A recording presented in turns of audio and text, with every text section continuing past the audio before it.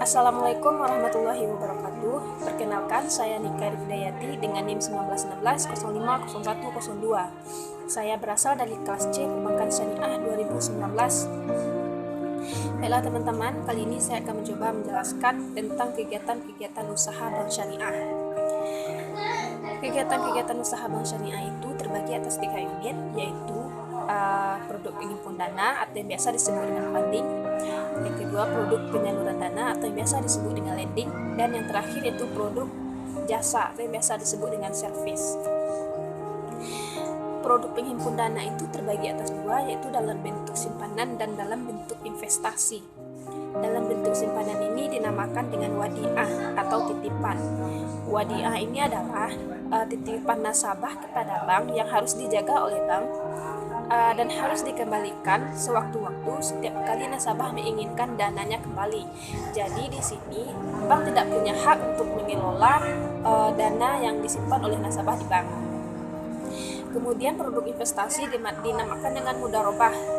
Mudharabah ini adalah bentuk kerjasama antara bank dengan nasabah, di mana bank itu adalah sebagai pemodal dan nasabah adalah sebagai pengelola usaha di sebuah unit usaha tertentu. Kemudian laba dibagi berdasarkan kesepakatan dari awal.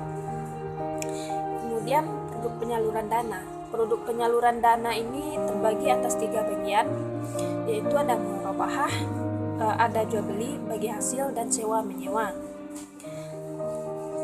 Akad jual beli ini terbagi atas 3, yaitu jual beli murabahah, jual beli salam, dan jual beli istisna.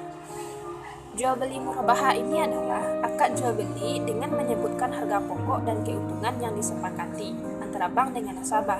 Jadi di sini yang berfungsi sebagai penjual itu adalah bank dan sebagai pembeli itu adalah nasabah, dengan ketentuan nasabah harus menyebutkan terlebih dahulu harga pokok dan keuntungan yang diharapkan.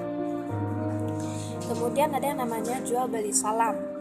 Jual beli salam ini adalah jual beli barang pesanan. Jadi terlebih dahulu bank melakukan pemesanan, nasabah melakukan pemesanan kepada bank terhadap barang yang diinginkan, lalu bank melakukan pemesanan lagi kepada produsen, dan untuk pembayaran pada akad salam ini dilakukan di muka.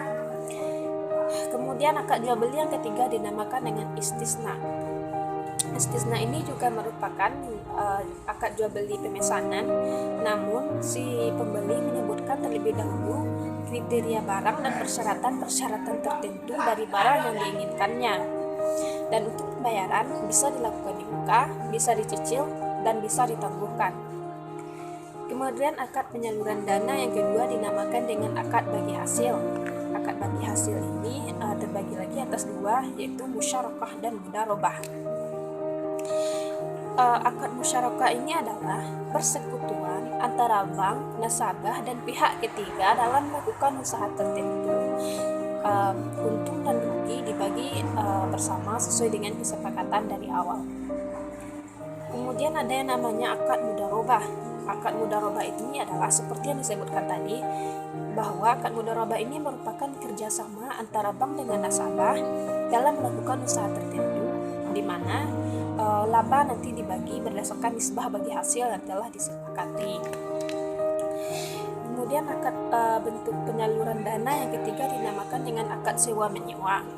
Akad sewa menyewa ini ada akad ijarah dan ada akad ijarah mutahiyah bitamlik. Akad ijarah ini adalah akad sewa menyewa, di mana maksudnya adalah pemindahan hak guna tanpa adanya pemindahan kepemilikan. Jadi di sini nasabah hanya menyewa barang milik bank, lalu akan dikembalikan sewaktu-waktu sesuai dengan kesepakatan. Kemudian ada namanya ijarah mutahiyah bitamlik. Nah, ijarah mutahiyah bitamlik ini adalah perjanjian sewa menyewa yang diakhiri dengan pemindahan kepemilikan. Nah, pemindahan kepemilikan ini bisa berupa dibeli atau dihibahkan. Selanjutnya produk jasa yang ketiga dari bank syariah itu adalah produk jasa atau service. Produk jasa ini terbagi atas 5, yaitu ada wakalah, kafalah, saf, rahan, dan hiwalah.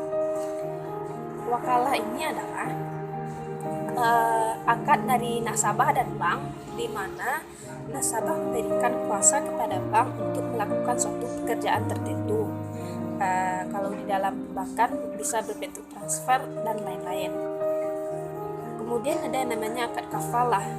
Akad kafalah ini adalah perjanjian pemberian penjaminan atau penanggung dari setiap hutang.